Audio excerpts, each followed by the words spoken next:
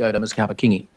Thanks, Chair. Two short, sharp ones, if I can. The first one, the Minister talked about, I think it was 98 regulations in ECE, The first or one. 98, and you mentioned, I think, 15 that went back to Cabinet. I just wondered if you could talk about... So the 98 were the licensing criteria. So Right. if you want to open an ECE centre, Okay. you had to tick these 98 licensing criteria. Then we made 15 recommendations about the regulatory management system that overlays ECE, where improvements could be made. One of those recommendations was around changing the 98 to make it more streamlined. Right, okay. No, thanks for that clarification. And just quickly also, the triage, the hotline, the regulation hotline, you mentioned, I think you said there's over 600 already. Well, it's actually over 8.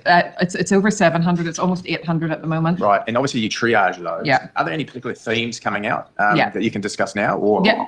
Yeah, so we actually also we've started to do a quarterly report on that as well. It's available on our website. So a couple of key themes. 70% of people tell us they haven't told government agencies before about this problem. We are seeing probably 5 main areas, a lot to do with building consent, RMA. But interestingly, one of the more interesting ones that we've got high volume on at the minute is small food manufacturers. So, what we're seeing is we've seen trends in terms of volume. The other thing that we are able to do with our data is actually look at where it's coming from in the country. So we can look at that as well. And then we're also reporting on what are we doing with those. So and a large number of them, we are working with the agency who is responsible for the regulator. And then others, we investigate ourselves, sometimes with another agency or by ourselves, and then we make recommendations to appropriate ministers. Thank you. I imagine it's quite a revelation in itself, just what comes out. But just to ensure I heard you correctly, did you say 70% have already been in touch with government? No, 70% haven't. Okay. So we're really quite pleased about that because it obviously indicates people have wanted to go somewhere but weren't quite sure where to go. Thank you. Thanks, Chair. Okay, thank you. We've still got 30 minutes, members. I'm going to go to...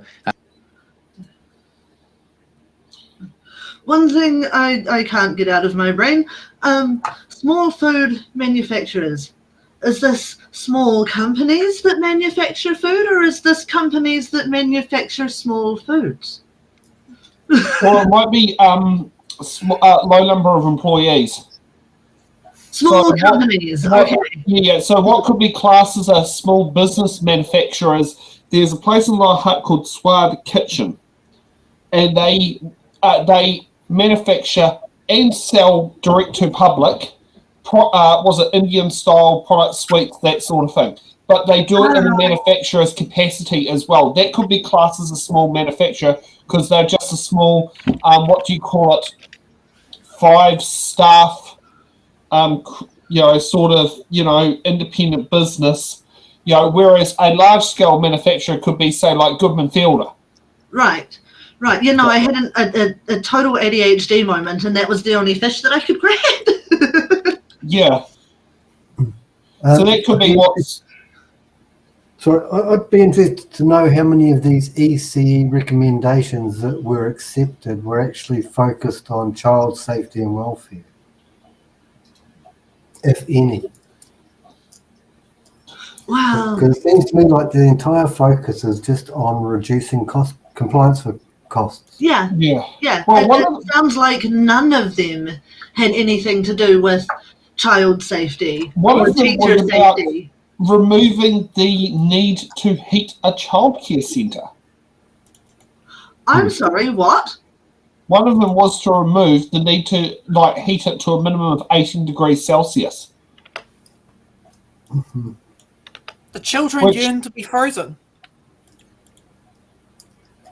Yeah, it's just basically, it's like that was one of the recommendations. And I can tell you, 2-part kindergarten were absolutely fuming when they heard that.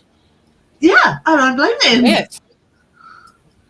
Right, Yeah. I'm sorry, but what horrible bitch of a person does not want their child to be warm? Well, probably someone who doesn't sit down there and have kids. The person whose dividends are affected by the power bill. Well, yeah. That is true, Gary. Yeah. They could I always still put stand by solar my panels on the roof. Dave Seymour. I mean, that would actually be the more efficient aspect if they did put solar panels on the roof of a childcare centre. At least when the heat pump's going, it's going to be free. That's too woke, Sam. We can't have that. Oh, yeah. If that got their way, all children would be cryogenically frozen during the day. You know what? I don't actually hate that. No. Laura, sort it out. I know that's not what you meant.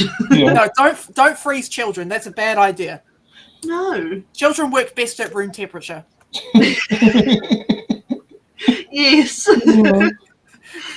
Unless that room temperature happens to be in the Hawke's Bay and then they're fucking melting. Yeah. Oh yes, you can speak for that. Yeah. Oh, yeah. The people at the ministry act like they haven't read the instruction manual. Oh. All right, let's move on.